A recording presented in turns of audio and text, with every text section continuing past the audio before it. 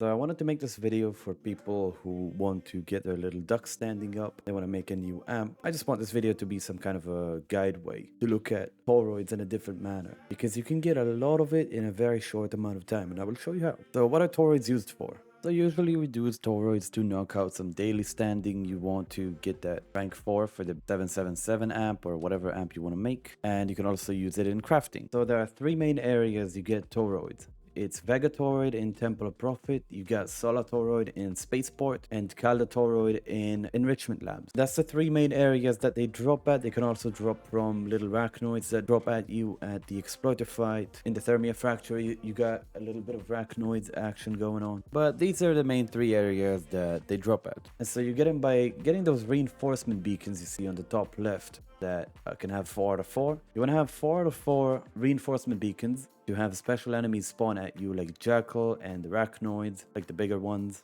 and they have a higher chance to drop Toroids. So usually I would go to the entrance of Temple of Prophet, wait until they drop 2 reinforcement beacons or 3, depends, it doesn't really matter, and then head down so that when I'm already down there, they'll drop the 4th one and I won't have to destroy the reinforcement beacons and lose the stars. They're always gonna keep it there. If you get too far away from it, if you fly to like the entrance or you fly to a cave or anything, the reinforcement beacons are going to disappear and you won't have the effect on it. So you want to stay within the area of the lab to be able to get the enemies dropped on you to the underground area. Now to the other two areas, Spaceport and Enrichment Labs.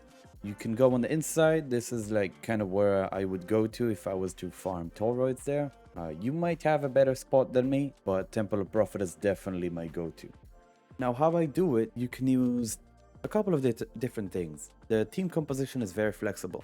The video in the background is showing you Korra, Necros, Theron, and Nova. Now, Nova and Theron don't really affect enemy loot drops. However, Nova is comfy for enemy speeds, and Theron can just be swapped out for any warframe Vara, maybe Hydroid, or maybe a second Necros if your kills per minute are very high. Since Necros can only do 3 enemy bodies per second, that goes to 180 kills per minute, meaning that having 2 Necroses will go over it and you won't be missing out on any loot.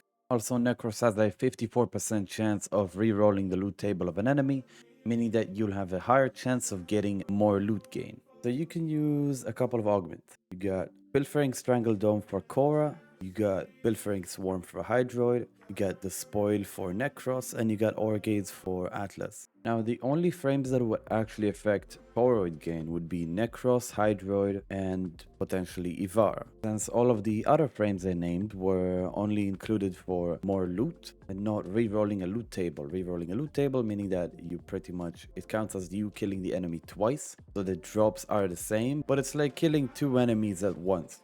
You kill 2 enemies instead of 1, but the loot comes from 1 enemy because you re-roll the loot table. Now, if you go solo, I would recommend you take something like a Korra or a Hydroid. They're both really good at crowd control, and Hydroid can actually re-roll the loot table of the enemies, so more loot for you. For boosters, we're pretty much using every booster in the game. We got a resource drop chance booster, resource drop chance blessing.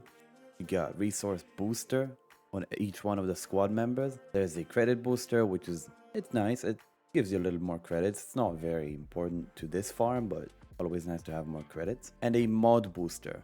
The mod booster is really nice because you can get a 60/60 mod called Shock Collar or Flame Gland or Venom Teeth. There's a couple from each hyena that spawns, and it depends which area you go to farm at. But for this specific area in Temple of Prophet, it's Shock Collar, which can sell for a little bit of money. And also this is done on Steel Path, which is a 100% chance of getting mod drops and 100% chance of getting more resource drop chance. And the more resource drop chance you have, the higher the chance that the enemy will drop a toroid for you instead of polymer bundle or credits or whatever. And also you got a mod on your Kubro/Kavat called Resourceful Retriever, or you can use the less version of it, Loyal Retriever. It has a little bit less chance of getting the loot, but it still does the job. You don't even need it. At the end of the day, you get your toroids, you're happy, it's fine. It's very flexible again, you can do whatever you want. I'm just showing a very good way of doing it. Now with this team composition, which is not min-maxed, and the builds were not min-maxed, we got 300 toroids in about 30 minutes. If you're legendary rank 5, with maximum daily cap standing, you can get about 9 days in with those toroids in 30 minutes, which is quite a bit. So you're not necessarily going to get 300 toroids every half hour. You are dependent on luck and percentages of drops from enemies. So I would say between 200 and 300 every half an hour. Of course, this is assuming you have every single booster I was naming and a proper team composition that can reroll loot tables, and maybe you can get even more if you're really lucky, but we got relatively lucky with this one. By the way, you can go to the other two areas. You can go to Spaceport, you can go to Temple of Prophet. It's very up to you.